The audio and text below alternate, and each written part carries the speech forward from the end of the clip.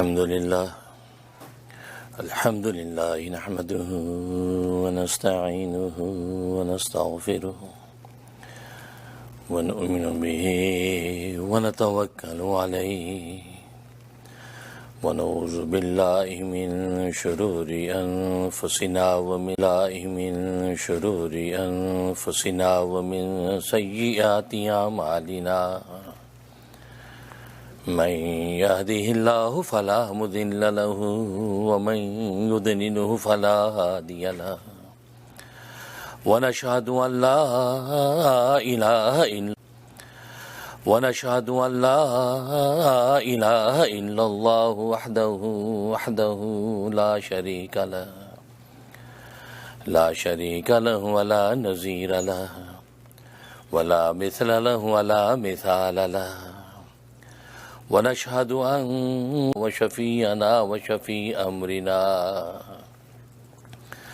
وحبيبنا وحبيب ربنا ومولانا محمدا عبده ورسوله أرسله الله إلى كافة ونذيرا وداعيا إلى الله بإذنه وسراجا منيرا أما بعد فأعوذ بالله من الشيطان الرجيم بسم الله الرحمن الرحيم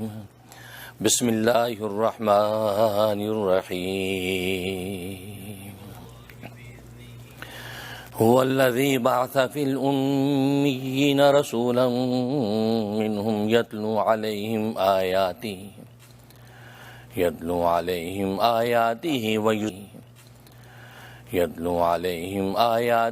ويزكيهم ويعلمهم الكتاب والحكمة وإن كانوا من قبل لفي ضلال مبين. صدق اللہ عزیز اور میری اسلامی بہنیں، اللہ تبارک و تعالی نے آسمان و زمین کی اس دنیا کو دارالاسفار بنایا ہے۔ دنیا کے یہ عالم سفروں کا عالم ہے۔ یہاں انسان کبھی گھر سے مسجد کا سفر، کبھی مسجد سے بازار تک کا سفر، کبھی بازار سے جنگلوں کا سفر، کبھی جنگلوں سے دریاؤں کا سفر، پھر ایک شہر سے دوسرے شہر کا سفر، ایک ملک سے دوسرے ملک کا سفر، یہاں تک کہ جو شخص اپنے گھر میں بیٹھا ہے وہ بھی سفر میں ہے۔ چھوٹے چھوٹے سفر وہ بھی کرتا ہے، بیڈ روم سے اٹھ کے لیونگ روم کا سفر، لیونگ روم سے باتھ روم کا سفر، باتھ روم سے کچن کا سفر، کچن سے بیڈ روم کا سفر۔ تو گویا کہ چھوٹ بھی مبتلا ہے۔ کوئی بھی شخص ایسا نہیں ہے جو کسی چھوٹے اور بڑے سفر کے اندر مصروف نہیں۔ کیوں؟ اس لیے کہ اللہ تبارک و تعالی نے اس عالم کو دارالاسفار بنایا۔ یہ سفر ہے، یہ ٹھہرنے کی منزل نہیں ہے، یہ سفر ہے۔ لہذا شب و روز نہیں ہے، یہ سفر ہے۔ لہذا شب و روز کے سفروں میں اللہ تبارک و تعالی اس انسان کو تنبیہ کرتے رہتے ہیں کہ یہ سفر کی دنیا، یہ ٹھہرنے کی دنیا نہیں ہے، یہ تمہاری منزل نہیں ہے، تمہارا ڈیسٹینیشن کچھ اور ہے۔ اب ظاہر ہے کہ سفر کے لیے اس منزل تک پہنچنے کے لیے، راستہ دیکھنے کے لیے روشنی کی ضرورت ہے۔ بغیر روشنی کے منزل پہ پہنچ نہیں سکتا۔ تو اللہ تبارک و تعالی نے اس کو ایک روشنی عطا کی ہے جس کو آنکھوں کی روشنی کہتے ہیں۔ یہ آنکھ کی روشنی اور پھر اپنی منزل پہ پہنچتا ہے۔ اور عجیب بات یہ ہے کہ آنکھ کی روشنی یہ اٹ سیلف تو بہت کام کی چیز ہے، لیکن ایک خارجی روشنی کے بغیر یہ بھی بیکار ہے۔ مطلب آنکھ کی روشنی ہے لیکن چراغ کی روشنی، بجلی کی روشنی نہیں ہے، یا آفتاب کی بڑی روشنی نہیں ہے، تو بھی اس آنکھ کی روشنی سے منزل پہ نہیں پہنچ سکتا۔ تو گویا کہ سفر طے کرنے کے لیے اس کو دو روشنی کی ضرورت ہے، ایک داخلی روشنی جس کو آنکھ کی روشنی کہتے ہیں، ایک خارجی روشنی جس کو تو گویا ہے کہ خارجی دو طرح کی روشنیاں ہیں، بعض چھوٹی روشنیاں، بعض بڑی روشنیاں ہیں۔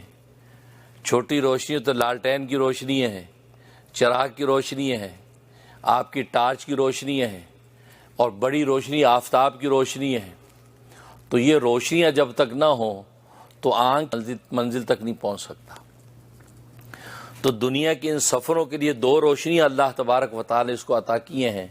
دونوں روشنیاں جب مکمل ہوتی ہے تو انسان اپنی منزل پہ پہنچتا ہے۔ کیونکہ اگر انسان کے پاس آنکھ کی روشنی ہے، یعنی انٹرنل روشنی ہے، داخلی روشنی ہے، یعنی انٹرنل روشنی ہے، داخلی روشنی ہے، لیکن ایکسٹرنل روشنی نہیں ہے، تو اس منزل پر پہنچنا دشوار ہے۔ یا اس کے پاس آنکھ کی روشنی تو نہیں ہے، باہر کی روشنی ہے، ایکسٹرنل روشنی ہے، تو بھی منزل تک پہنچنا دشوار ہے۔ یا اس کے بعد پہنچنا دشوار ہے، یا اس کے بعد دونوں روشنیاں نہیں ہیں، نہ آنکھ کی روشنی ہے نہ خارجی روشنی ہے، تو بھی منزل پہنچنا ممکن نہیں ہے۔ تو گویا کہ تین عقلی صورتیں ایسی ہیں کہ اس میں منزل نہیں مل سکتی، ملنا دشوار، جب تک کہ کوئی ہاتھ پکڑ کے نہ پہنچا دے۔ ہاں ایک صورت ہے، اور وہ یہ خارجی روشنی بھی اس کی سالم ہے۔ دونوں روشنی اگر ہیں تو یہ آنکھ کی روشنی اس کو منزل تک پہنچا دیتی ہے۔ بالکل اسی طریقے سے جیسے دنیا کی منازل طے کرنے کے لیے ہم کسی جگہ پہنچتے ہیں، اللہ تبارک و تعالی نے اپنے تک پہنچنے کے لیے بھی دو روشنیاں عطا کی ہیں کہ قرب کی منازل کو اگر طے کرنا چاہتا ہے، اللہ تبارک و تعالی تک اگر پہنچنا چاہتا ہے، مالک اور خالق کی منزل تک پہنچنا چاہتا ہے، تو اس کے لیے بھی اللہ تبارک و تعالی نے اس کو روشنی عطا کی ہے۔ جیسے آنکھ کی روشنی انسان کی انٹرنل روشنی اس کو دی تھی راستہ دیکھنے کے لیے، بالکل روشنی اس کو دی تھی راستہ دیکھنے کے لیے، بالکل اسی طریقے سے اللہ تبارک و تعالی نے اس کو اپنے تک پہنچنے کے لیے ایک روشنی عطا کی ہے جس کو عقل کی روشنی کہتے ہیں۔ تو عقل کی روشنی کے ذریعے سے اللہ تبارک و تعالی تک پہنچتا ہے، لیکن عقل کی روشنی اپنی ذات کے اندر کچھ بھی نہیں ہے جب تک کہ خارجی روشنی نہ ہو۔ جیسے آنکھ کی روشنی بیکار ہے جب تک کہ خارجی روشنی اس کے ساتھ نہ ہو، بالکل اسی طریقے سے عقل کی روشنی بھی بیکار ہے جب تک کہ خارجی روشنی نہ ہو۔ خارجی روشنی ہوتی ہے تو پھر عقل اس روشنی، اور وہ خارجی روشنی کیا ہے؟ وہ وحی الہی کی روشنی ہے، اللہ تبارک و تعالیٰ کے پیغام کی روشنی ہے۔ انبیاء اکرام علیہم الصلاۃ والسلام کے ذریعے سے جو وحی کا پیغام انسانوں کو پہنچایا، وہ وحی الہی کی روشنی ہے، اور وہ بھی دو طرح کی ہیں، چھوٹی روشنیاں بھی، بڑی روشنیاں بھی ہیں۔ ایسی عقل کی روشنی بھی چھوٹی اور بڑی روشنیوں کے ساتھ مل کے اللہ تبارک و تعالیٰ کے قرب تک پہنچاتی ہے، وحی الہی کی روشنی۔ اور ظاہر ہے کہ ابتدائے آفرینی سے جب سے انسانیت پیدا ہوئی اور دنیا کے اندر اللہ تبارک و تعالیٰ ان کو آباد کیا، تو اللہ تبارک و تعالیٰ جو چراغ اور لالٹین کی طرح کی روشنیاں، یعنی وہ کون سی؟ تورات کی روشنی، انجیل کی روشنی، زبور کی روشنی، صحیفہ شیش کی روشنی، صحیفہ ابراہیمیہ کی روشنی۔ تو انبیاء اکرام علیہم الصلاۃ والسلام یہ چھوٹی چھوٹی روشنیاں لاتے رہے، اور اس وقت کا انسان اپنی عقل کی روشنی کو دیکھ کر منزل پر پہنچتا رہا۔ اور ظاہر ہے کہ جیسے خارجی روشنیوں میں بڑی روشنی آفتاب کی روشنی ہے، اور جب آفتاب کی روشنی روشن ہو جائے تو پھر چراغ کی روشنی کی ضرورت نہیں ہے، پھر لالٹین کی ضرورت نہیں ہے، پھر ٹارچ کی ضرورت نہیں ہے کیونکہ آفتاب روشن ہے، پھر ٹارچ کی ضرورت نہیں ہے کیونکہ آفتاب روشن ہے۔ تو اللہ تبارک و تعالیٰ نے اس عقل کی روشنی کے لیے جو آفتاب کی روشنی دی، وہ قرآن کریم کی روشنی عطا فرمائی۔ قرآن کریم وہ وحی الہی کا وہ پیغام تھا جو آفتاب کی طرح روشن ہوا۔ جب وہ روشن ہوا تو پھر لالٹینوں کی ضرورت نہیں ہے، پھر چراغوں کی ضرورت نہیں ہے، پھر ٹارچوں کی ضرورت نہیں۔ مطلب پہلی جتنی آسمانی کتابیں تھیں اپنے اپنے وقت میں تو مفید تھیں، لیکن اب یہ آفتاب روشن ہونے کے بعد اب اس کی ضرورت نہیں کہ ہم تورات کا مطالعہ کریں، ہم انجیل کا مطالعہ کریں، ہم جو زبور، اس کی اب ضرورت نہیں ہے، کیونکہ آفتاب روشن ہو گیا وحی الہی کا، یعنی قرآن کریم اللہ تبارک و تعالی عطا کر دیا۔ اب آفتاب کی روشنی میں یہ عقل کی روشنی سے اللہ کو پا لیتا ہے۔ لہذا وہ لوگ جو کہتے جی تورات کا مطالعہ کرنے میں کیا مذائقہ ہے، زبور کا مطالعہ کرتا ہے تو یہ ایسے ہی مذائقہ ہے کہ 12 بجے دوپہر روشن ہو آفتاب اور آپ چراغ لے کر جلا رہے ہوں تو لوگ آپ ہم کہیں گے نا کہ بھئی چراغ کیوں جلا کے روشنی کے لیے جلا رہا ہوں. یار کیسی بات کرتا, دوپہر کے 12 بجے ہوئے ہیں, اتنا روشن پورا عالم اور آپ آفتاب کی روشنی چراغ ہوئے ہیں, اتنا روشن پورا عالم اور آپ آفتاب کی روشنی چراغ جلا رہے ہیں, موم بتی جلا رہے ہیں, تو لوگ اس کو احمق کہیں گے. بالکل اسی طریقے سے قرآن کریم کا نور آنے کے بعد, وہ آفتاب الہی روشن ہونے کے بعد اب اگر کوئی تورات کا مطالعہ کرتا ہے تو اس کو لوگ احمق کہنا چاہیے نا کہ احمق ہے. اب اس کو ضرورت نہیں ہے. کیوں؟ اس لیے کہ خود اللہ تبارک و تعالی نے قرآن کریم میں اس حقیقت کا بیان کر دیا, فیہا کتب قیمہ. یہ جو قرآن کریم ہے اس کے اندر ہم نے پہلی ساری مستحکم کتابیں بند کر دی ہیں. اس میں تورات کے علوم بھی ہیں, انجیل کے علوم بھی ہیں, زہمیہ کے علوم بھی ہیں. اب اس کو کسی قسم کے چھوٹے موٹے چراغوں کی ضرورت نہیں. یہ قرآن کریم کو سینے سے لگا لیتا ہے تو ساری کی ساری آسمانی کتابوں کو نور اس کو عطا ہو جاتا ہے.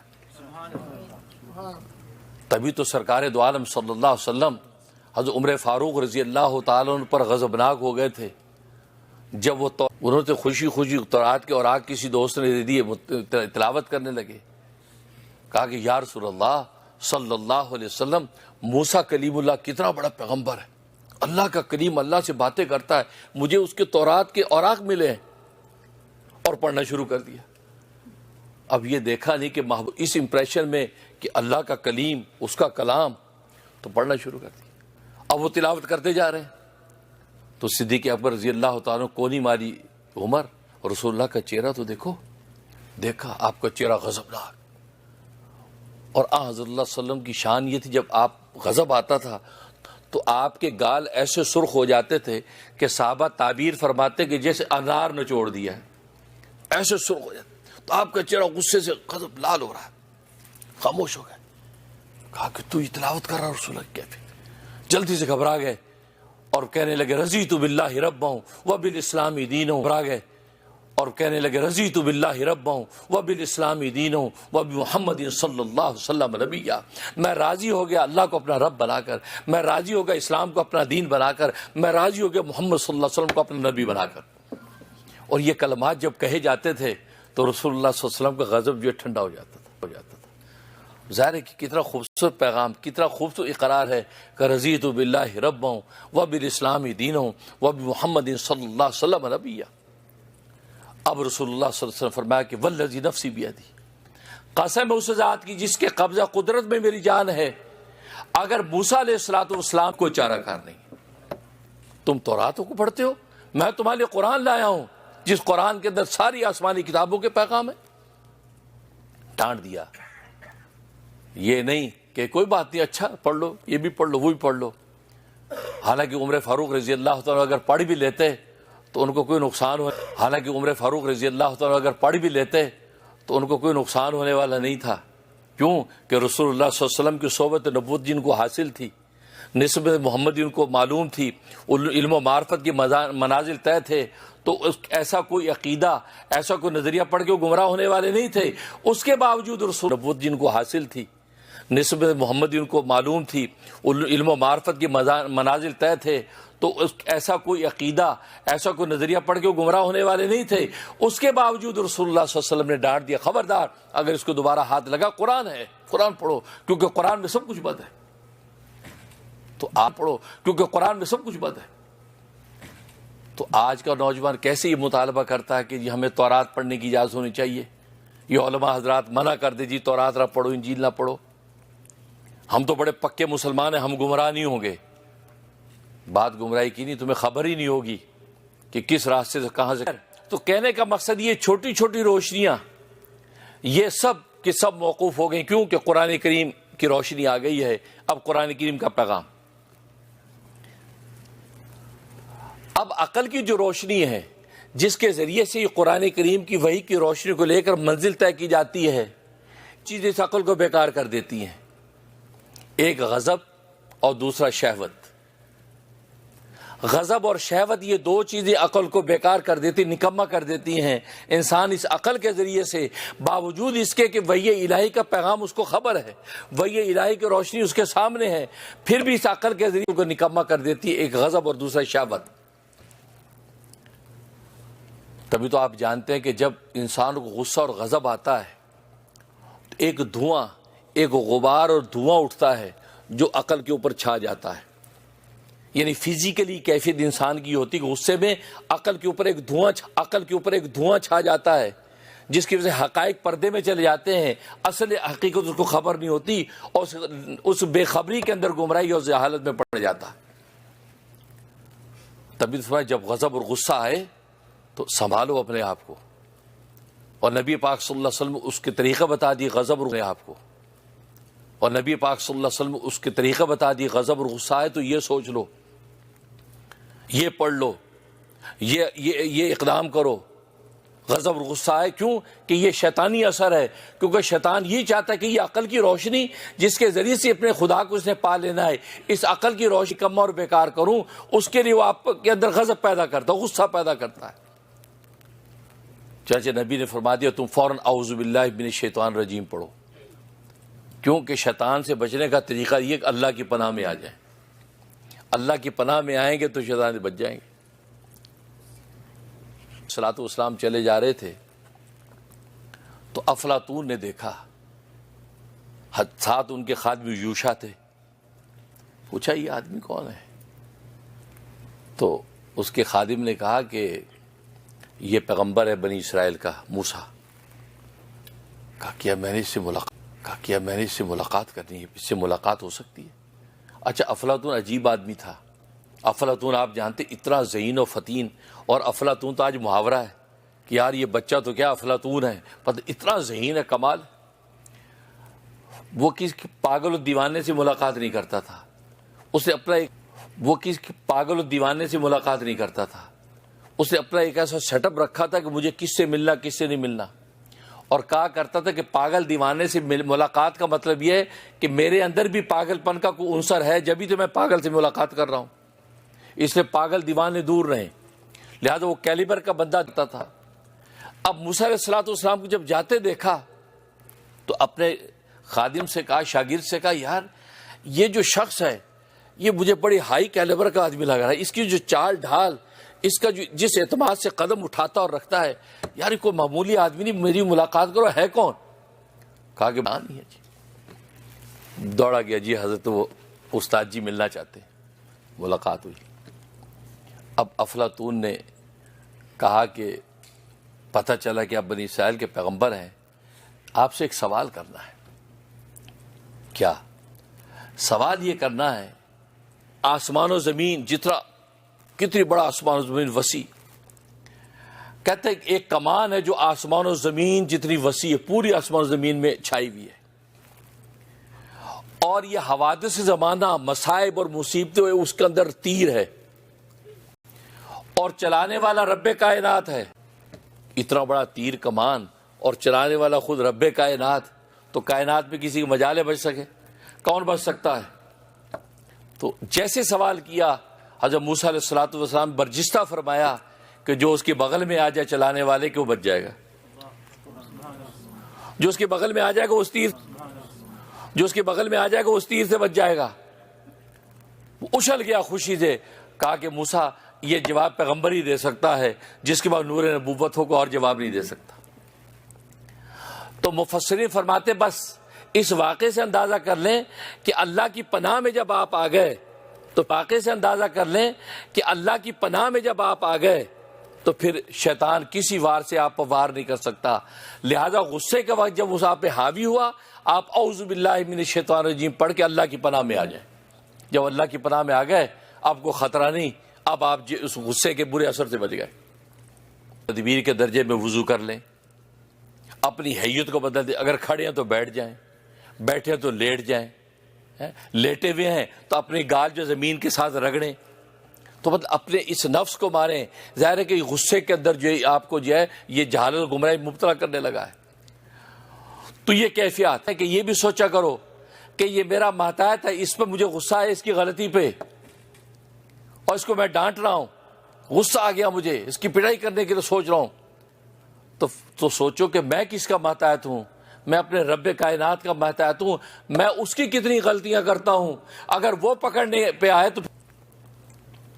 بلکہ لکھا ہے آپ بیتی میں, حضرت شیخ الحدیث مولانا محمد زکریا کاندلوی مہاجر مدنی قدس سے سرو میرے دادا پیر ہیں, کہ میرے پیر و مرشد حسن الاولیاء امام الاتقیاء حضرت مولانا محمد یوسف لدھیانوی شہید رحمۃ اللہ علیہ میرے ہیں, میرے استاذ حدیث بھی ہیں, اور ان کے شیخ جو شیخ الحدیث محمد زکریا ہیں, ان کی آپ بیتی ہے, اس پہ ایک بات لکھتے ہیں, کہا کہ میرا ایک خادم تھا, عبداللہ غالباً نام تھا, وہ بات پہ کوئی بے تمیزیاں کرتا, کبھی برتن گرا دیا, کبھی پانی, بے تمیزیاں کرتا, کبھی برتن گرا دیا, کبھی پانی دیا تو پانی گرا دیا, غلطیاں کرتا ہے.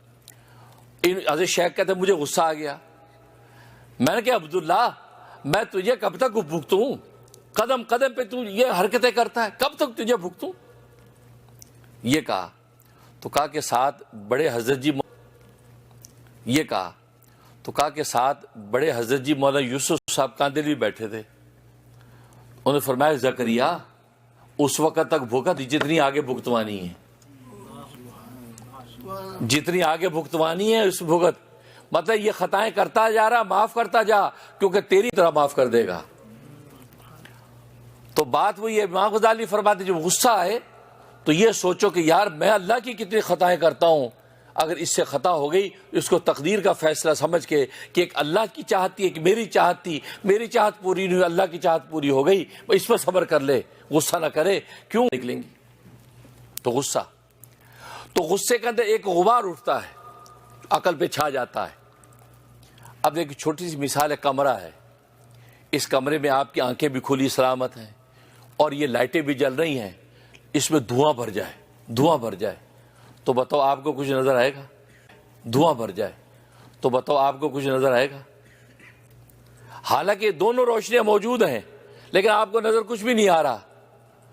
معلوم ہے کہ یہ دھواں ایسا چھا گیا کہ یہ ان دونوں روشنیوں کو کوئی فائدہ نہیں. فرمایا بالکل اسی طریقے سے جب انسان پر غصہ آتا ہے اور شہوت انسان کے اوپر غالب, جب انسان پر غصہ آتا ہے اور شہوت انسان کے اوپر غالب آتی ہے تو عقل کی روشنی اور وحی کی روشنی جس پیغام کی اس کو خبر بھی ہے, اس دھواں اس کو ایسا لپیٹ لیتا ہے کہ اس کو پھر کچھ نظر نہیں آتا اور جہالت میں کسی گڈھے میں گرتا ہے. کتنے ایسے احکام ہمیں پتا ہے کہ یہ ناجائز حرام, پتہ یہ صحیح نہیں ہے پھر بھی کر لیتے ہیں. کیوں؟ اس لیے عقل کے اوپر جو دھواں چھا گیا ایسا شہوت و غضب کا, کہ باوجود عقل اور جو وحی الہی کے پیغام کے ہم اس اصل تک پہنچ نہیں سکے, بلکہ حقائق ہم سے اوجھل ہو گئے اور جہالت میں گر گئے. تو غضب اور شہوت یہ دو مرض ہیں. اب ظاہر اس مرض کے علاج کے لیے مربی کی ضرورت ہے, کوئی تربیت کرنے والا ہونا چاہیے. جیسے دنیا کے اندر امراض ہوتے تو ڈاکٹر کے پاس چلے جاتے ہیں کہ ڈاکٹر صاحب آپ یہ ہمارا علاج کریں. اب یہ جو غضب اور شہوت, اس کا علاج کیا ہے؟ اس کے لیے دو مربی چاہیے, ایک جسمانی مربی, اور جسمانی اور روحانی مربیوں کا منبع اور سرچشمہ کون ہے؟ اللہ تبارک و تعالیٰ کی ذات عالی ہے, کیونکہ وہ سب سے بڑا مربی اعظم ہے. لہٰذا قرآن کریم کی پہلی آیت میں کہہ دیا الحمدللہ رب العالمین, کہ تمام تعریفیں اس اللہ کے لیے ہیں جو سارے جہانوں کا مربی ہے.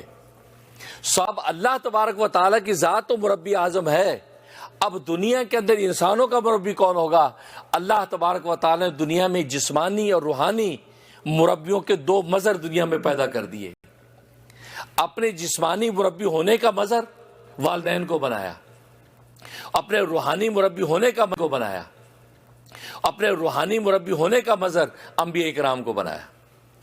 والدین جسمانی مربی کا مظہر ہیں, لہذا یہ وجہ ہے کہ والدین کا اتنا بڑا مقام اللہ کے ہاں کہ اللہ نے اپنے حکم کے بعد کہا وبالوالدین احسانا, والدین کے ساتھ احسان کریں. بھی اللہ کی آنا والدین کے ساتھ احسان کریں. بھی اللہ کی ذات کہاں, اللہ نے خالق نے اپنے ساتھ ہی اگر کسی کا حق بیان کیا تو والدین کا بیان کیا. اتنا اونچا مقام, اس لیے اتنا اونچا مقام ہے کہ دنیا میں اللہ تبارک و تعالی نے اپنے جسمانی مربی ہونے کا مظہر اگر کسی کو بنا کہ والدین کو بنایا ہے, اور والدین سبب تخلیق ہے. اللہ نے ان کو تخلیق کا سبب بنایا ہے، سبب کے طور پہ اللہ نے ان کو چنا ہے، جس کی وجہ سے اللہ تبارک و تعالی تخلیق منظر عام پر آ گئی۔ اس لیے اللہ تبارک و تعالی نے والدین کو اتنا اونچا مقام دیا کہ قرآن کریم میں اپنے حق کے بعد والدین کا حق ذکر کیا۔ والدین اپنی اولاد کی جسمانی تربیت کی فکر کرتے ہیں، بھائی اسی فکر، بچے نے کھانا کھایا کہ نہیں، پانی پیا کہ نہیں۔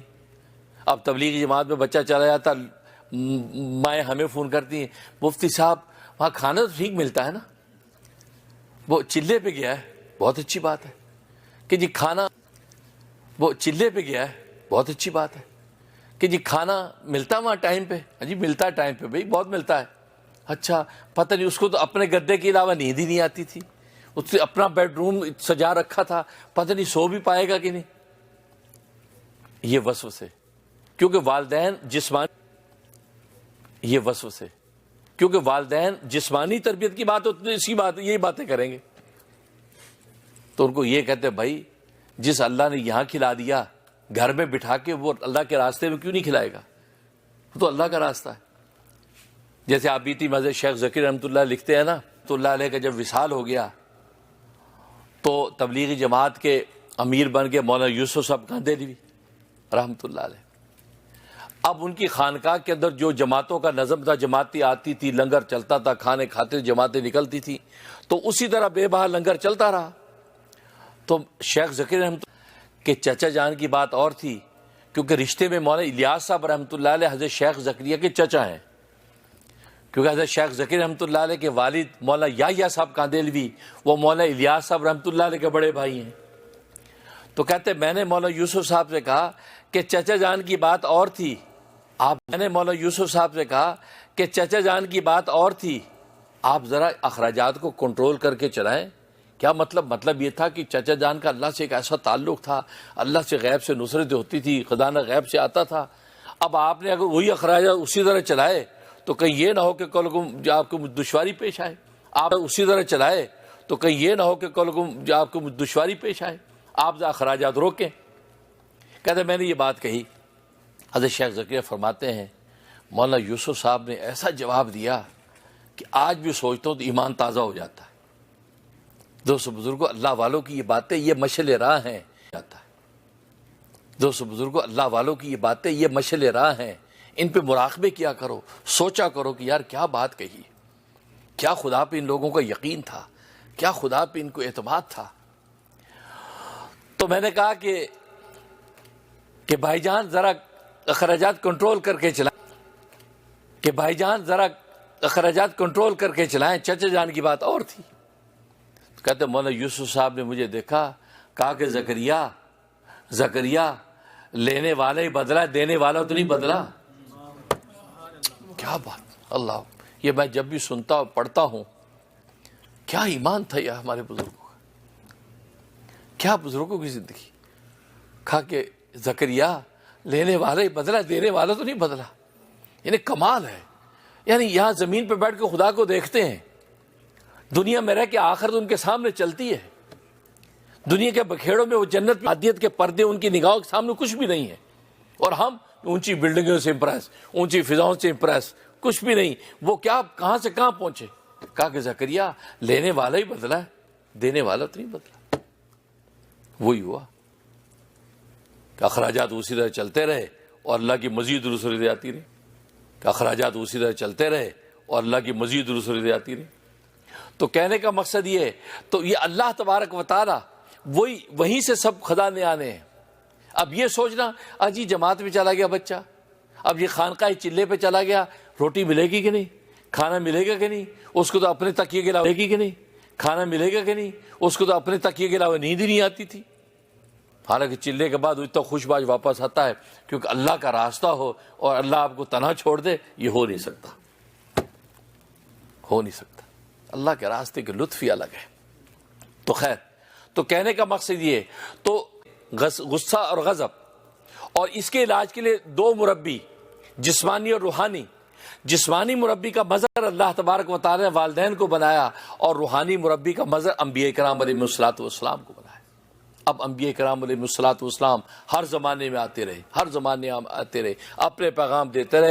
احمد مجتبیٰ صلی اللہ علیہ وسلم تشریف لاتے ہیں اور وہ ایک ایسا کامل دین لے کے آتے ہیں کہ ساری آسمانی کتابیں ان کی کتاب کے اندر بند اور سارے آسمانی دین ان کے دین کے اندر بند ہو گئے، اور یہ خاتم النبیین بن کے آئے، ختم نبوت کا تاج پہن کے آئے، اس لیے کہ نبوت کے جتنے کمالات تھے وہ آپ کی کہ اس کمال کے ظاہر کرنے کے لیے اللہ تبارک و تعالیٰ کو کوئی نبی لانا پڑے، کیونکہ کمال اب رہے نہیں، کیونکہ سارے کمال آپ کی ذات میں ختم ہو گئے۔ اس لیے فرمایا کہ اب یہ خاتم النبیین، ختم کا تاج آپ پہن لیا، اب اس کے بعد اگر کوئی نبوت کا دعویٰ کرے گا، کسی ذلی بروزی اور عکسی اور اصلی کسی بھی قسم کی نبوت کا دعویٰ کرے گا، وہ کذاب اور دجال، اور کہہ دیا نا خاتم النبیین لا نبی بعدی، میں خاتم النبیین ہوں، میرے بعد کوئی نبی نہیں، کسی قسم کا کوئی نبی نہیں۔ آپ آ گئے۔ اب آپ جب آئے تو اللہ تبارک و تعالی نے آپ کو 4 ذمہ داریاں دی، کیونکہ آپ روحانی مربی ہیں، اور سورہ جمعہ کے اندر اللہ نے ذکر کر دیا هو الذی بعث، اور سورہ جمعہ کے اندر اللہ نے ذکر کر دیا هو الذی بعث فی الامیین، کہ اللہ وہی ذات ہے کہ جسے امی لوگوں میں، امی سے مراد صحابہ، امیین میں ایک رسول بھیجا جو انہی میں سے ہے۔ کیا کرتا ہے؟ ایک کام، یتلو علیہم آیاتی، یہ قرآن کریم علیہم آیاتی، یہ قرآن کریم، یہ آفتاب الہی جو بڑی روشنی آئی، یہ قرآن کریم کی آفتاب الہی کی یتلو علیہم آیاتی، اس قرآن کریم کی آیات کی تلاوت کرتا ہے۔ وَيُزَكِّيهِمْ، ان کا تزکیہ نفس کرتا ہے، ان کے دلوں کو پاک کرتا ہے، ان دلوں کے اندر جو معصیت اس سب کو صاف کرتا ہے۔ وَيُزَكِّيهِمْ وَيُعَلِّمُهُمُ الْكِتَابَ وَالْحِكْمَةَ، اور یہ تعلیم دیتا ہے کتاب کی، یعنی یہ قرآن کریم جس کی تلاوت کر کے سکھاتا ہے، اس کے الفاظ کا حسن اور تجوید جو بتاتا ہے، اس کے اندر معارف و معانی کیا ہے، اس کے حقائق کیا، وہ حقائق آپ کی تعلیم دیتا ہے۔ والحکمہ، اور سنت کی تعلیم دیتا ہے، یعنی وے آف لائف، جینے کا طریقہ بتاتا ہے، کھانا کیسے ہے، پینا کیسے ہے، سونا کیسے ہے، چلنا کیسے ہے، نشست و برخاست کیا ہوگی، کردار و اخلاق کیا ہوگا، بیویوں سے حسن سلوک کیسا ہوگا، دوستوں کی مجلسیں کیسی ہوں گی، ایک ایک زندگی کا رمق۔ تو یہ 4 ذمہ داریاں لے کے آئے، ایک ہے کہ شریعت کی ذمہ داری، وَيُعَلِّمُهُ الْكِتَابَ وَالْحِكْمَةَ، اور دوسری طریقت کی ذمہ داری، اور وہ وَيُزَكِّيهِمْ۔ تو شریعت اور طریقت، یہ 2 چیزیں جمع کر دی اس آیت کے اندر۔ یتلو علیہم آیاتی، قرآن کی تلاوت، یہ قرآن واحد کتاب ہے، اس کی نفس تلاوت پر بھی وہ ملتا ہے کہ دوسری کتابوں کے حفظ کرنے پہ نہیں ملتا۔ یعنی آپ صرف تلاوت کریں، معنی پتہ نہیں ہے، آپ کو وہ مل رہا ہے کہ دوسری کتاب میں حفظ بھی کرے کچھ نہیں مل رہا۔ اس لیے یتلو علیہم آیات، تلاوت، تاکہ تلاوت کا سلیقہ، اس لیے یتلو علیہم آیات، تلاوت، تاکہ تلاوت کا سلیقہ بتاتا ہے، یہ ادائیگی کیسے ہوگی، تجوید کے اصول کیا ہوں گے، یہ تلاوت۔ اس لیے تلاوت سکھاتا ہے کیونکہ تلاوت پہ ملتا ہے، ورنہ تلاوت کی ضرورت نہیں تھی۔ یہ شبہ دور ہو گیا ان لوگوں کا جو کہتے یار یہ طوطے کی طرح قرآن، جو کہتے یار یہ طوطے کی طرح قرآن اگر رٹ لیں گے کیا ہے، کوئی فائدہ ہی نہیں، چھوڑو یار چھوڑو، جب تو قرآن کے معنی پتہ نہ ہو، ترجمہ پتہ نہ ہو، ٹرانسلیشن پتہ ہو، قرآن پڑھنے کا کوئی فائدہ نہیں۔ اب بہت سے لوگ ان وسوسوں کی وجہ سے بیچارے قرآن پڑھنا چھوڑ دیتے ہیں کہ یار فائدہ تو کچھ ہے نہیں۔ ان سے یہ پوچھے جس کے معنی و مطالب بھی پتہ کرنے تو تلاوت کی ضرورت کیا ہے؟ آپ ان کو تلاوت کی ایسی تلاوت کرنی ہے، ایسے قلقلہ نکالنا ہے، اخفا ہوگا، اظہار ہوگا، تجوید کے پورے اصول۔ اور وہ صحابہ اکرام جو عربی دان ہیں، عربی نسل ہیں، ان کی عربی ان کی زبان ہے، ان کو قرآن کی تلاوت سیکھا، مطلب ہے کہ یہ کوئی ایسی کتاب ہے جس کو صرف تلاوت کرنے پر وہ ملے گا جو دوسری کتابوں کے حفظ کرنے پہ بھی نہیں ملا۔ اور یہ خود اظہار کر دیا سرکار دو عالم صلی اللہ علیہ وسلم نے کہ ابن مسعود قرآن کریم کی تلاوت جب کرتے ہیں تو قرآن کریم کے 1 حرف پر 10 نیکیاں لکھی، تلاوت جب کرتے ہیں تو قرآن کریم کے 1 حرف پر 10 نیکیاں لکھی جاتی ہیں، 1 حرف پر۔ اور فرمایا کہ میں نہیں کہتا الف لام میم 1 حرف ہے، بلکہ الف حرفن، لام حرفن، میم حرفن، تو کتنے حرف ہو گئے؟ 3، اور 1 پہ کتنی نیکیاں؟ 10، کتنی 1 پہ کتنی نیکیاں؟ 10، کتنی نیکیاں ہو گئی؟ 30 نیکیاں۔ اور حضرت حکیم الامت مجدد ملت مولانا اشرف علی تھانوی رحمہ اللہ تعالی روایت نقل کرتے ہیں، فرمایا ایک روایت میں آتا ہے کہ الف لام میم پہ 90 نیکیاں ملتی ہیں۔ کیوں؟ جب آپ بولتے الف بولتے تو آپ کے منہ سے تو 3 پہ کتنی نیکیاں ہوئی؟ 30۔ اس کے بعد آپ نے کہا لام میں 3 حرف نکلے، لام الف اور میم، 30 نیکیاں۔ جب آپ نے کہا میم 3 حرف لکھے، میم یا اور میم، 30، تو 90 نیکیاں الف لام میم پہ مل رہی ہیں۔ اب الف لام میم نبی نے ایک ایسا لفظ چوز کیا، اس الف لام پتہ نہیں، اور اس پر نبی ضمانت دے رہے ہیں کہ 90 نیکیاں یا 30 نیکیاں مل رہی ہیں۔ اب بتائیے، تو نبی نے گویا کہ یہ حدیث میں ایک ایسا لفظ منتخب کیا کہ آنے والے اس شبہ کو دور کر دیا کہ قرآن ایسے تو رٹنے کا کوئی فائدہ نہیں، اگر ترجمہ پتہ نہیں تو مائی کا لال اس کا ترجمہ بتائے، پتہ نہیں تو مائی کا لال اس کا ترجمہ بتائے، اور ضمانت موجود 30 نیکیوں کی۔ تو یہ وہ اس لیے یتلو علیہم آیاتی، یہ تلاوت اس لیے کرتا کہ اس کی تلاوت میں وہ ملنا ہے، اور اس کے معنی اور معارف اگر پتہ ہوں گے اور اس پہ عمل ہوگا تو پھر تو نور علی نور، اس کو تو کہنے ہی کیا ہے۔ لیکن یہ عام کتابوں کی طرح کی کتاب نہیں ہے کہ اگر جو معنی پتہ نہیں تو کسی کام کی نہیں، یہ تو تلاوت پر بھی عطا ہوتا ہے۔ یتلو علیہم ویزکیم، اب یہ ویزکیم جو کہا کہ یہ دلوں کو پاک کرتے ہیں، پیوریفیکیشن آف ہارٹس، دلوں کو جو پیور صاف کرتا ہے، وہاں سے جو تزکیہ نفس کرتا ہے، یہ ہے وہ طریقت جو مشائخ سلسلہ خانقاہوں میں بیٹھ کے لا الہ کے ضربے لگاتے ہیں۔ اس قلب پر ضربے لا الہ کی جب لگتی ہیں تو اس کے اندر جنبش پیدا ہوتی ہے اور معصیت کے کیڑے مکوڑے بھاگتے ہیں، اور یہ جو دل اللہ کی محبت کے خالی ہو جاتا۔ علموا الکتاب والحکمہ، یہ شریعت، آگے شریعت بتائی جا رہی ہے، قرآن سنت کے حقائق، معارف، یہ ساری کی ساری شریعت۔ تو شریعت اور طریقت 2 چیزیں، اور یہاں طریقت کو مقدم کیا ہے، شریعت کو مؤخر کیا ہے۔ کیوں؟ اس کی وجہ یہ ہے کہ شریعت بمنزلہ روح کے ہے، اور شریعت بمنزلہ جسم کے ہے۔ جیسے جسم اور روح ایک دوسرے کے ساتھ لازم اور ملزوم ہے، ایسے شریعت اور طریقت ایک دوسرے کے ساتھ لازم اور ملزوم ہے۔ اگر جسم ہو اندر روح نہ ہو تو آپ اس کو زندہ کہتے ہیں، مردہ کہتے ہیں؟ مردہ کہتے ہیں۔ جسم اور دونوں متصل رہیں، آپ کہتے ہیں ماشاءاللہ زندہ سلامت ہے۔ بھلے آخری سانسوں میں ہو تو دنیا کا کوئی ڈاکٹر ڈیتھ سرٹیفکیٹ جاری کرنے کو تیار نہیں ہے کہ جی کچھ سانس ہیں، ابھی ہم نہیں اس کو مردہ کہہ سکتے۔ جب تک یہ رشتہ قائم تو یہ زندہ ہے، رشتہ ٹوٹا اب یہ مردہ ہے۔ تو جسم میں سے روح نکل گئی، انسان کا جسم یہ خالی ایک لاشا ہے۔ تو جسم میں سے روح نکل گئی، انسان کا جسم یہ خالی ایک لاشا ہے، اور وہ روح جب نکل جاتی ہے تو اس لیٹے انسان کو کوئی انسان کہتا ہے؟ مردہ کہتے ہیں، لاش کہتے ہیں۔ بھئی آخر اس میں سے کیا نکل گیا جو یہ انسان کا لفظ اس سے اوپر ہٹا دیا آپ نے، آپ اس کو انسان نہیں کہہ رہے، حالانکہ اس کی دونوں آنکھیں ہیں، کان ہے، زبان ہے، ہاتھ پیر ہے، پورا لمبا چوگا 6 فٹ کا انسان پڑا، آپ کہتے مردہ پڑا ہے، یہ نہیں کہتے انسان پڑا ہے۔ لیکن جب زندہ تھا تو آپ کہتے یار انسان سو رہا ہے۔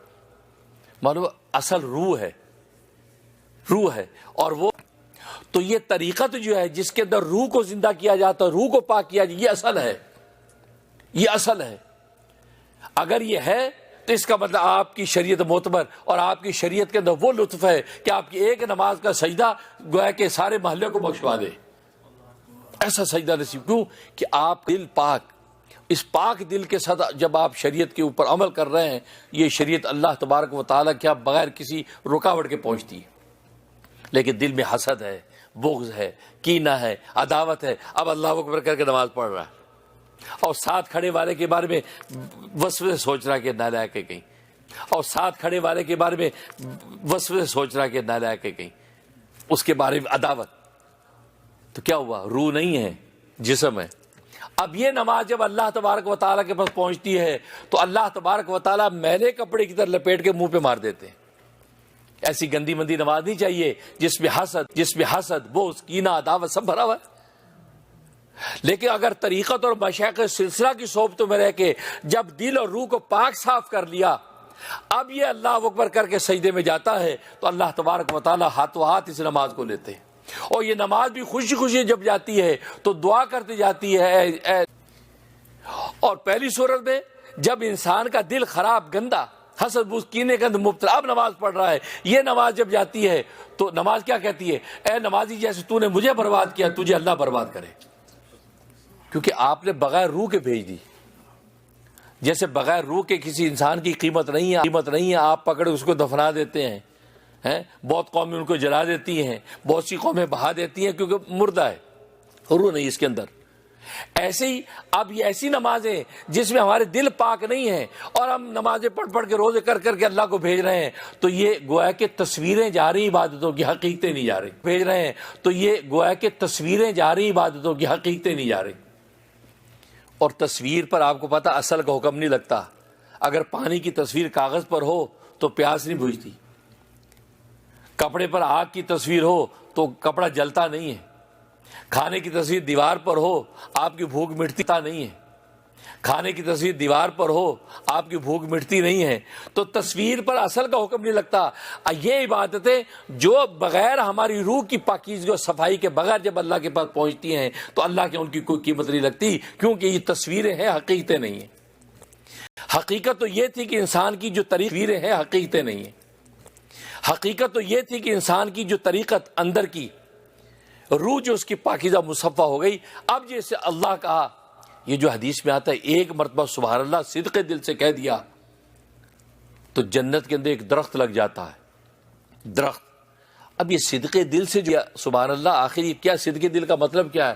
صدق دل کا مطلب یہ ایسا دل جو صادق ہے، ایسا دل جو صادق ہے۔ صادق کا مطلب ہے اس کے اندر کسی قسم کا کوئی کذب نہیں، نہ اس میں بغض ہے، نہ عداوت ہے، نہ کینہ ہے، نہ دشمنی ہے، نہ شرک ہے، نہ معصیت ہے، بالکل پاکیزہ و مصفہ ہے اس دل کے ساتھ۔ اور ایسا درخت کہ جس کا اتنا بڑا سایہ کہ اس کے اندر عربی و نسل گھوڑا 500 سال تک دوڑتا رہے تو اس کا سایہ ختم نہیں ہوتا۔ یہ روایت صبح شام آپ سنتے ہیں، ہمارے دعوت تبلیغ کے بھائی جگہ جگہ بیان کر رہے ہیں۔ اب بتائیے یہ آخر ایک سبحان اللہ میں اتنی طاقت، اور دوسرا 10,000 سبحان اللہ پڑھو اس میں طاقت نہیں، کیوں؟ صدق دل نہیں ہے۔ اور وہ طریقت کا راستہ، طریقت اور روح کو پاک کرتی ہے۔ شریعت ظاہر حکم کا نام ہے، ظاہری جتنے ہماری شریعت، نماز ہے، روزہ ہے، حج ہے، زکوٰۃ ہے، یہ ظاہری جتنے ہماری شریعت، نماز ہے، روزہ ہے، حج ہے، زکوٰۃ ہے، یہ ظاہری نظر میں جتنی باتیں نظر آتی یہ شریعت۔ اس کی روح کیا ہے؟ یہ طریقت۔ اس لیے مشائخ سلسلہ جو ہے وہ ضرب لگواتے تاکہ اس کی روح پاک ہو۔ اور قرآن میں اللہ تبارک و تعالی نبی کو یہ وظیفہ دیا، وَيُزَكِّيهِمْ، ان کی روح پاک کر دو، نفس کر دو، معصیت گناہ ان کے اندر سے نکال دو۔ اب جب یہ سجدوں میں گریں گے تو ایک سجدہ جو ہے وہ کافی ہے، پھر نہ اس کے لیے بلکہ اہل محلہ کی بخشش کروا دیں، کیونکہ نبی نے کتنے موقع پہ کہا کہ اس سے ایسی توبہ کی اس شخص نے، یہ توبہ اہل مدینہ پہ اگر تقسیم ہو جائے سارے اہل مدینہ کی بخشی ہو جائے۔ باجماعت نماز کی قیمت کیوں ہے؟ اس لیے کہ باجماعت نماز میں 500 بندے سجدے میں گئے ہیں، ان میں ایک بندے کا سجدہ ایسا سجدہ ہے، اس سجدے کی وجہ سے اللہ سب کی قبول کر لی۔ گھر میں تو صرف آپ کا اکیلا سجدہ اور آپ اللہ کا معاملہ، لیکن باجماعت کے اندر پتہ نہیں کون سا اللہ والا کس درد کے ساتھ اس کی وجہ سے سب کو بخشش کر دیتے، کیونکہ اللہ کی رحمت سے بعید ہے کہ اس ایک کی نماز قبول کر لے باقی کی رد کر دے، یہ نہیں، اس کی برکت سب کی قبول ہو جاتی ہے۔ اس لیے کہتے ہیں باجماعت پڑھو، باجماعت نماز پڑھو، کیونکہ پتہ نہیں اس پہ کسی کی برکت میری نماز قبول۔ تو طریقت اتنی ہے کہ وہ یزکیم فرمایا یتلو علیہم آیات کی بات، وہ طریقت۔ حضرت مولانا قاری طیب صاحب رحمۃ اللہ لکھتے ہیں، فرمایا کہ طریقت بمنزلہ ہمت کے ہے، ہمت کے ہے، اور شریعت بمنزلہ راستے کی ہے۔ شریعت راستے کو کہتے ہیں، راستے کے ہے۔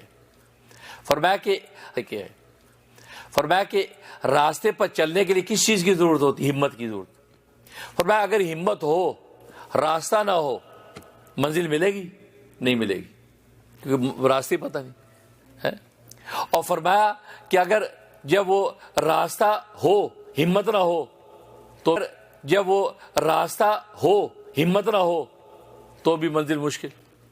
اور فرمایا کہ ہمت بھی نہ ہو، راستہ بھی نہ ہو تو بھی منزل نہیں۔ 3 عقلی احتمال ایسے اس میں منزل نہیں ملے گی۔ ایک عقلی احتمال ایسا ہے کہ ہمت بھی ہے اور راستہ بھی ہے، منزل مل جائے گی۔ اور اس پر چلنے کی ہمت طریقت ہے، یہ لازم طریقت ہے. لہٰذا یہ طریقت جب انسان اللہ کا تعلق قائم کر لیتا ہے، اللہ سے جب محبت ہو جاتی ہے تو پھر اللہ کے سارے احکام اس کے لیے آسان ہو جاتے ہیں، اللہ کی اطاعت آسان ہو جاتی ہے. تبھی تو کہتا ہے اللہ سے محبت کرو. دعا بتلا رہے کیا؟ اللہم انا نسألک حبک، اللہم انی اسألک حبک، جمع صیغہ، مفرد کا صیغہ، اسألک حبک، اے اللہ میں تیری محبت مانگتا ہوں. وحب من یحبک، تجھ سے محبت کرنے والوں کی محبت مانگتا ہوں. وحب عمل یقرب الی حبک، وحب عمل یقرب الی حبک، ان اعمال کی محبت مانگتا ہوں جو تیری محبت کے قریب لے جانے والے ہوں. پوری دعا میں محبت محبت محبت محبت. کیوں؟ اس لیے جب اللہ تبارک و تعالیٰ سے آپ کی سچی محبت ہو جاتی ہے، اللہ محبوب ہو جاتا ہے، تو محبوب کی ہر ادا پہ مر مٹنا آسان ہو جاتا ہے. پھر نماز بھی آسان، پھر روزہ، ہر ادا پہ مر مٹنا آسان ہو جاتا ہے. پھر نماز بھی آسان، پھر روزہ بھی آسان، پھر زکوٰۃ بھی آسان، پھر حج بھی آسان. کیونکہ سارے احکام شرعی اس کے آسان ہو جاتے ہیں، کیونکہ جس محبوب کا حکم ہے وہ اس سے آپ محبت کرنے لگ گئے، اور محبوب کے اشارہ بروپ انسان مر مٹتا ہے. اس لیے طریقت، وہ چلنے کی وریت، وہ راستہ ہے. یہ دونوں ہوتے ہیں تو انسان کی منزل آسان. اور وہ جب عبادت اللہ کے پاس پہنچتی ہے، ایسی پاکیزہ اور شفاف پہنچتی ہے، اللہ تبارک و تعالی ہاتھوں ہاتھ لیتے ہیں. پھر ایک سبحان اللہ کی وہ طاقت ہوتی ہے کہ جو بڑی بڑی کتابوں کے صفحے کالے کرنے پر نہ ہو. کیوں کہ صدق دل کے ساتھ ایک سبحان اللہ کہا. شریعت و طریقت یہ لازم اور ملزوم ہے. چنانچہ آپ دیکھیں ہمارے جتنے مشائخ ہیں سب شریعت کے بڑے بڑے عالم ہونے کے ساتھ ساتھ طریقت کے بڑے بڑے شیخ بھی ہیں. یہ قطب العالم حضرت شیخ الحدیث مولانا محمد زکریہ کاندھلوی مہاجر مدنی، یہ شریعت کا کتنا بڑا عالم. وہ عرب کی دنیا یا شیخ زکریا یا شیخ زکریا سلام کریں، ایسی کتابیں لکھی. اور اللہ نے ان کو جنرل البقیع کے اندر جگہ دی، اور بڑے اعزاز کے ساتھ حکومت سعودیہ نے کی. اتنا بڑا محدث، اتنا بڑا شریعت کا عالم، لیکن طریقت کا اتنا بڑا شیخ. اللہ نے قطب العالم کا مقام نصیب فرمایا. تو جس کو بھی مولانا الیاس صاحب رحمۃ اللہ علیہ کتنے بڑے عالم اور فاضل، ساتھ حضرت مولانا رشید احمد گنگوئی کے خلیفہ ہیں، عالم ربانی مولانا رشید احمد گنگوئی رحمۃ اللہ علیہ، وقت کے اتنا بڑا مولانا رشید احمد گنگوئی رحمۃ اللہ علیہ، وقت کے اتنا بڑا شیخ مفتی اعظم ہندوستان کا، ان کے خلیفہ ہیں، ان کے مرید. تو گویا کہ جتنے مشائخ، تو کوئی بھی طریقے سے باہر نہیں ہے. شریعت کے عمل کے ساتھ ساتھ طریقت کا راستہ کسی نہ کسی شیخ کے ساتھ وابستہ ہے. کیوں کہ میں نے بتایا کہ یہ کسی نہ کسی شیخ کے ساتھ وابستہ ہے. کیوں کہ میں نے بتایا کہ یہ طریقت ہی وہ آپ کی روح کو ایسا پاکیزہ کر دے گی کہ آپ کو نماز میں وہ مزہ آئے گا. اللہ اکبر. حضرت علی رضی اللہ تعالیٰ فرماتے ہیں نا، کیا فرمایا کہ کبھی میرا دل گھبراتا ہے، بے چینی ہوتی ہے، تو اللہ اکبر کر کے اللہ کی نماز میں کھڑا ہو جاتا ہوں، میں اللہ سے باتیں کرتا ہوں. اور کبھی دل کرتا اللہ مجھ سے باتیں کرے، تو میں قرآن کی تلاوت شروع کر دیتا ہوں، تو میں سوچتا اللہ مجھ سے باتیں کر رہا ہے کا، تو سارا غم ہلکا ہو جاتا ہے. تو گویا کہ نماز میں کھڑا ہونا، اللہ سے باتیں آپ کر رہے ہیں، یہ تعلق. کیوں؟ اس لیے کہ وہ پیوریفیکیشن آف ہارٹس اللہ کے نبی نے جو دلوں کو بنا دیا، کیونکہ صحابہ کے دلوں پر ہی محنت کی ہے. یہ دنیا کے ساز سامان کی تو بات ہی کبھی نہیں کی. کیوں؟ وہ تو مقدر کے ساتھ ہے، مقدر میں جو لکھا وہ ملنا ہی ملنا ہے. وہ ادھر ادھر ہونے والا نہیں، جو تقدیر میں لکھا وہی ملا. وہ ادھر ادھر ہونے والا نہیں، جو تقدیر میں لکھا وہی ملا. ایک دانہ بھی زیادہ نہیں ملے گا. اور یہ فیصلہ تو اس وقت ہو چکا جب رحم مادر میں نطفہ ٹھہرا، اسی وقت فیصلہ ہو گیا. فرشتے نے رجسٹر لے کے اندر رحم مادر میں داخل ہوا، اللہ سے پوچھا وہ مر رزق، یا اللہ اس کا کتنا رزق لکھنا ہے؟ اللہ فرمایا اتنا لکھ دے. بس وہ لکھ دی. کتنا رزق لکھنا ہے؟ اللہ فرمایا اتنا لکھ دے. بس وہ لکھ دی. یہ تو ہماری دل کی تسلیاں ہیں کہ اللہ میاں ہمیں بڑا کاروبار دے دیتا ہے اور کہتا ہے یہ ملینئر ہو گیا. بھائی وہ آپ نے ہونا ہی تھا ملینئر. کاروبار کو تو ایک شکل بنا دی، ورنہ ویسے آپ کو لوگ کہیں گے یار مال کہاں سے آپ مشکوک ہے، انکم ٹیکس. اللہ میاں اب ایک مالدار بنا، امریکہ بھیج دیا اللہ نے. اب پاکستان میں اگر یہ ملینئر ہو جاتا تو وہ کیا ہوتا، انڈیا میں ہو جاتا، بنگلہ دیش میں ہو جاتا، پیچھے پڑ جاتی ساری ایجنسیاں کہ بھائی یہ کہاں سے بنایا مال. تو اللہ نے ایسا سبب ہے کہ امریکہ گیا. اب امریکہ وہ رزق ہے، اب پیچھے پلازے بنا رہا ہے، کچھ بنا رہا ہے، کہتا ہو اچھا انکم ٹیکس بھی نہیں ہے. تو کہنے کا مطلب اللہ کی یہ ظاہری اسباب دکھاتے ہیں، صورتیں، لیکن پیچھے حقیقتیں کچھ اور ہیں، کیونکہ تقدیر میں فیصلہ ہو چکا ہے۔ بلکہ اس پہ حضرت حکیم الامت مجدد ملت مولانا اشرف علی تھانوی رحمہ اللہ تعالی نے بڑا دلچسپ واقعہ لکھا ہے کہ ایک مولانا جو روزی لکھ دی ہے وہی ملنی ہے بھائی، ایک دانہ بھی زیادہ اور کم نہیں ہونا، لہذا اس کے لیے اپنے آپ کو زیادہ ذلیل نہ کرو، آپ مناسب باعزت جاب مل جا کرو بس۔ اور لکھا یہ شریعت کا مسئلہ بھی ہے کہ مومن مسلمان کو کسی ذلت والی جاب کرنے کی اجازت نہیں ہے، جس میں ذلت ہو، خودداری بھی برباد ہو، روزی کے لیے جائز نہیں ہے۔ وہ عزت والا پروقار مناسب وہ جاب اختیار کرے، کیونکہ تقدیر تو اوپر فیصلہ ہے، وہ اللہ نے دینی ہے، لہذا ذلت والا ایسا کام کرنے کی اجازت نہیں ہے۔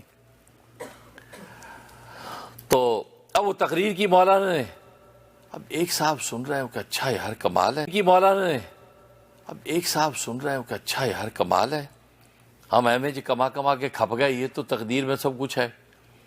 انہوں نے 16 لڈو لیے اور جا کر قبرستان میں بیٹھ گیا وہ آدمی کہ دیکھتے ہیں کہ اللہ میاں مجھے کیسے کھلاتا ہے، اگر میری قسمت میں یہ ہے تو کیسے کھلاتا ہے، اور مجھے کیسے کھلاتا ہے، اگر میری قسمت میں یہ ہے تو کیسے کھلاتا ہے۔ اور لڈو لے کے وہاں قبر کے پاس ایک بیٹھ کے قبرستان میں قسم کھا دی کہ اللہ کی قسم میں یہ نہیں کھا رہا، اگر اللہ میری قسمت میں اگر تو لکھ رکھا ہے تو دیکھو تو کیسے کھلاتا، میں بھی دیکھوں۔ ہوتے ہیں بعض ایسے من چلے نا، اللہ سے بھی مقابلے شروع کر دیتے ہیں۔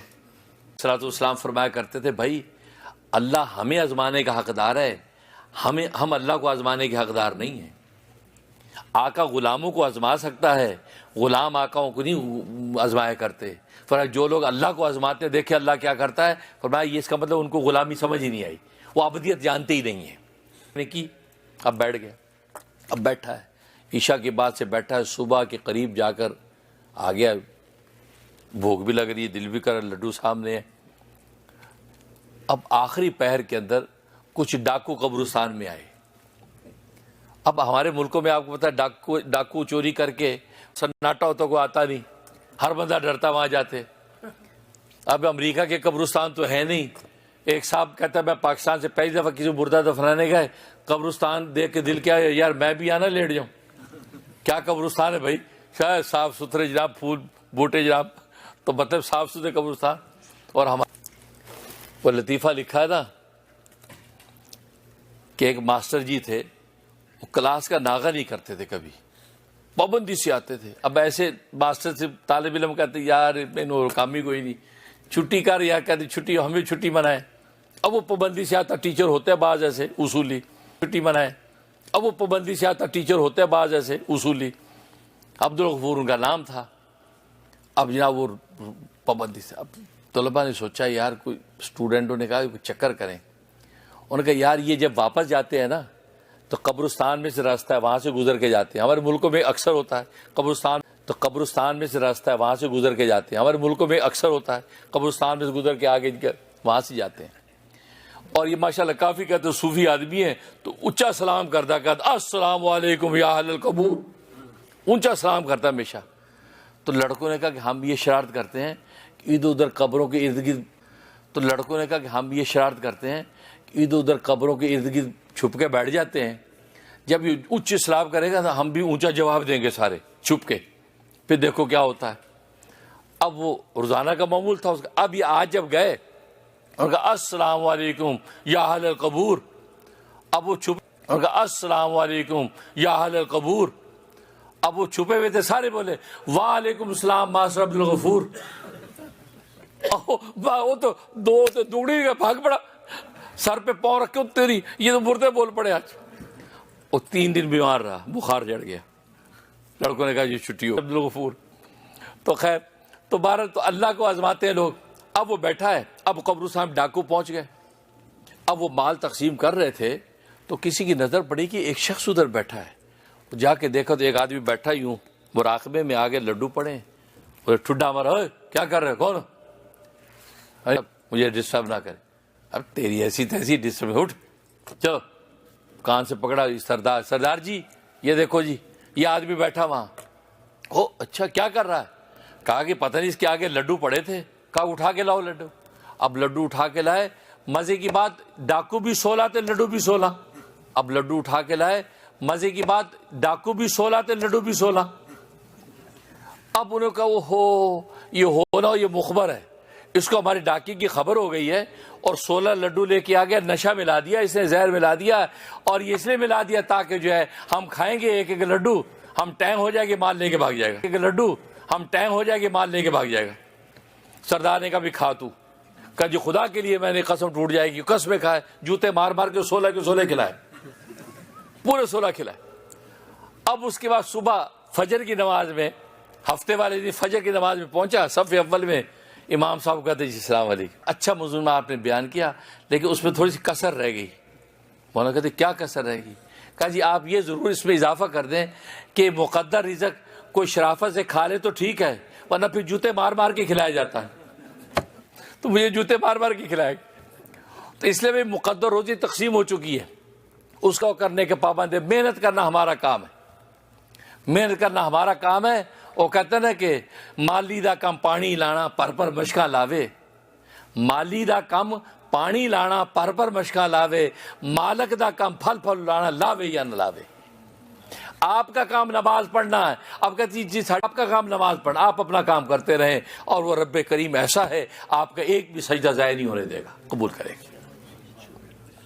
آپ اپنا کام کریں. تو اس لیے تو حقیقت ہے تو آپ کی طرح اپنی محنت, تو یہ سبب اختیار کیے جاتے ہیں, ورنہ حقیقت میں روزی مقدر ہو چکی ہے. تو اسی طرح اسلام کو یہ طریقت اور شریعت یہ دونوں چیزیں لازم ملزوم. اگر شریعت آپ کے پاس ہے, طریقت نہیں ہے, تو آپ سمجھ جائیں کہ آپ جسم میں لے کے پھر رہے ہیں, روح نہیں ہے.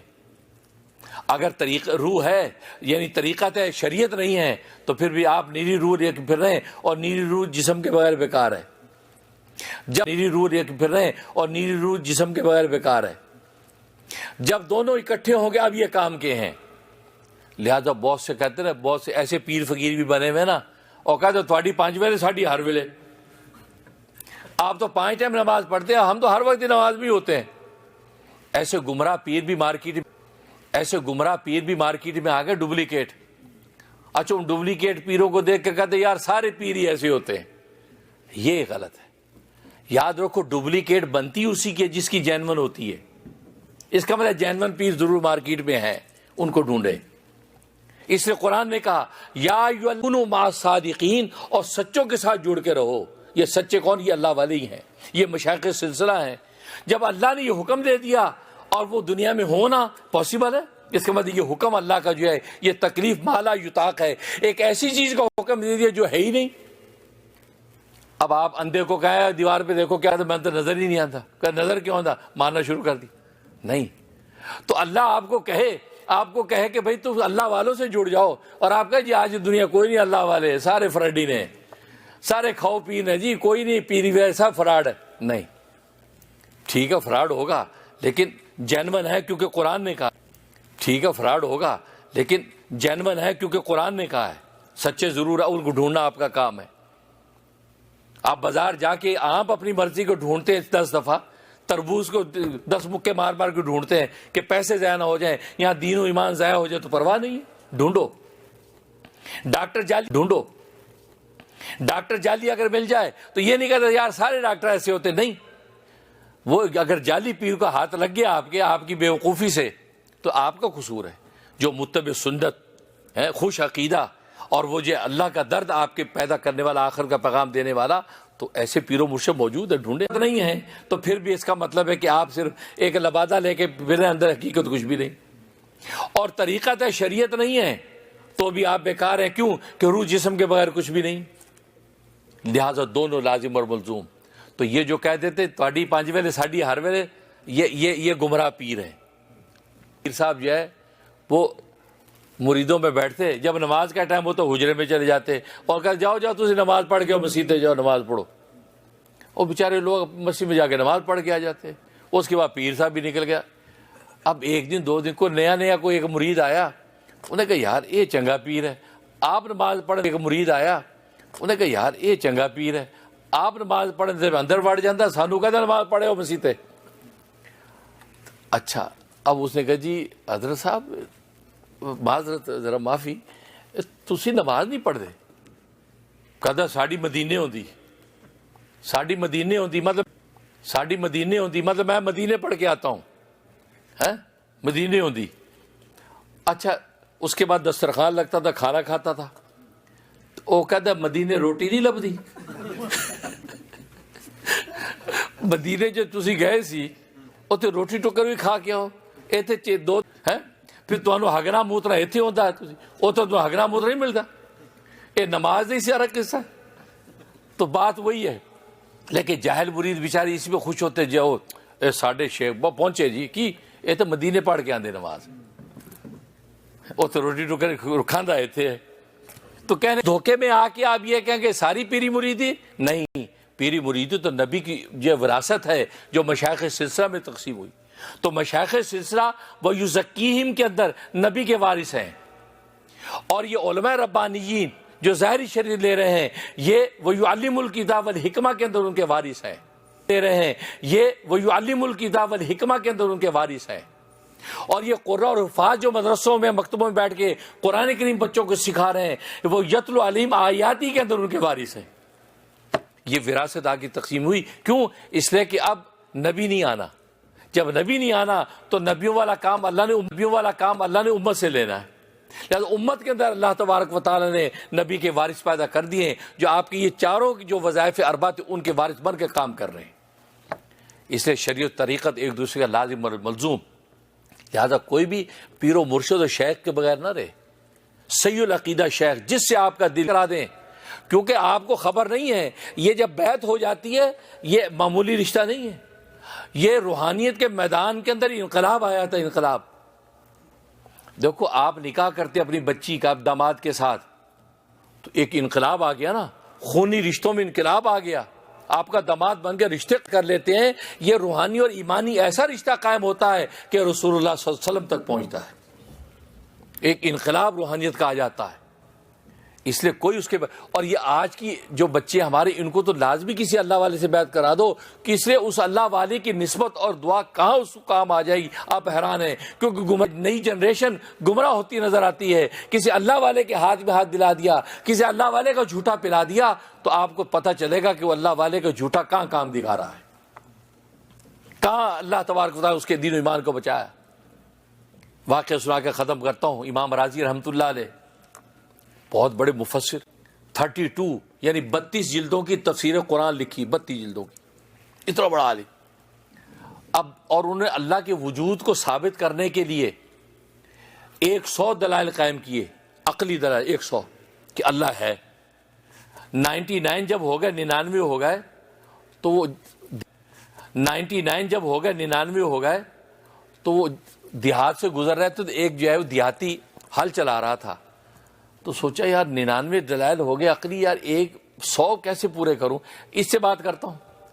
وہ دیہاتی سے کہا کہ بھائی وہ بتاؤ یہ اللہ ہے، اللہ کا وجود ہے، اللہ کا وجود ہے، کیونکہ اللہ تو نظر آتا نہیں نا، اللہ ہے، اس پر تمہارے کوئی عقلی دلیل ہے، کوئی یا مثال ہے؟ اسے دیکھا تو تھلے مولوی صاحب نے جی ہاں ہونے آنا، میں وہ گیا اپنے بیل روکے اور ڈنڈا نکالا، وہ ہل کا ڈنڈا ہوتا نا، ڈنڈا نکالا امام راضی کے پیچھے، سمجھ میں آ گئی 100ویں دلیل، جس کو 99 سمجھنا ہے کہ 100ویں دلیل مولا بخشے ڈنڈا، مجھے 100ویں دلیل سمجھ میں آ گئی۔ اتنا بڑا عالم انتقال ہونے لگا، شیطان آ گیا، کیونکہ ابلیس مرنے کے وقت میں وسوسہ ڈال کے ایمان اچکتا ہے، آ گیا، کہا جی راضی تو صحیح زندگی سجدے کرتا رہا ہے، کس کے سجدے کرتا رہا ہے، کون سا خدا کہاں ہے؟ یہ وصف جیسے آج بھی ڈالتے ہیں لوگ وصف سے۔ امام راضی نے اپنی پہلی دلیل پیش کر دی، اس نے نقض وارد کر دیا، توڑ دی دلیل، کیونکہ ابلیس تو بہت بڑا علامہ ہے نا، وہ تو فرشتوں کا استاد مدرس دی دلیل، کیونکہ ابلیس تو بہت بڑا علامہ ہے نا، وہ تو فرشتوں کا استاد مدرس الملائکہ، فرشتوں کو پڑھاتا تھا، اتنا علم اس کا۔ یہ گھبرائے، انہوں نے دوسری دلیل پیش کر دی، اسے اس پر نقض وارد کر، وہ بھی توڑ دی، 99 کی 99 دلیل توڑ دی۔ اب آپ اندازہ کریں جو امام راضی جسے وجود باری پر دلائل قائم کر کے اپنا ایمان قائم رکھا ہوا ہے، اب 99 دلیلیں ٹوٹ گئی، اب کہا جائے گا؟ اب یہ ان کو پسینہ آنا شروع ہوا، ادھر ان کے پیر و مرشد عصر کی نماز کا وضو کر رہے ہیں، شمس تبریز وضو کر رہے ہیں، وضو کرتے کرتے ان کے ہاتھ میں یہ پانی تھا تو اللہ تبارک و تعالی ان پر منکشف کیا، روزہ ڈال دیا۔ اب ان کے ہاتھ میں پانی تھا، یوں پانی اٹھایا اور جیسے ہی آیا تو زور سے پانی کا چھینٹا نیچے مارا اور کہا کہ کہہ دو کہ مانا بغیر دلیل کے، کہہ دو کہ میں نے اپنے رب کو بغیر دلیل کے مان لیا، کہہ دو کہ مانا بغیر دلیل کے۔ بھائی یہ کہنا تھا، اللہ نے یہ آواز ان کے قلب کے اندر ڈالی، امام راضی کو مان لیا، اتنا کہا روح پرواز کر گئی۔ اندازہ کرو، ایمان بچ گیا، کیونکہ شیخ کو اللہ نے کیا باطل کہا، کہہ دو کہ مانا بغیر دلیل۔ آج لوگ کہہ دیتے ہیں اللہ ہے تو دکھاؤ، اور نہیں، کوئی نہیں دکھاتے، ہم اللہ کو مانتے ہیں۔ یار کیوں نہیں نظر آتا؟ نہیں نظر آتا، سو وٹ، جو اپنا کام کرو۔ نظر نہیں آتا تینوں کی، ٹھیک ہے نا؟ بات ہوئی ایمان، کیونکہ ایمان کے اندر آپ اگر بحث مباحثے شروع کر دیں گے تو آپ سنبھال نہیں پائیں گے، ابلیس وسیلہ۔ تو کہا کہ کہہ دو کہ مانا بغیر دلیل کے۔ تو دیکھو پیر و مرشد کی توجہ نے کہاں کام کیا، اس لیے پیر و مرشد بناؤ، اپنے بچوں کا پیر و مرشد بناؤ، چھوٹے بچوں کو برکت کے لیے بیعت کروا دو اب کسی شیخ سے، کیونکہ اس کی دعائیں اور راتوں کی مناجات اور خدا کے رجوع، آپ کے بچے اس سے محروم نہیں ہوں گے، انشاءاللہ ان کو بھی فیض ملے گا۔ اللہ سے دعا ہے کہ اللہ تبارک و تعالی عمل کرنے کی توفیق عطا فرمائے۔ وآخر دعوانا اللہ تبارک و تعالی عمل کرنے کی توفیق عطا فرمائے۔ وآخر دعوانا الحمدللہ رب العالمین۔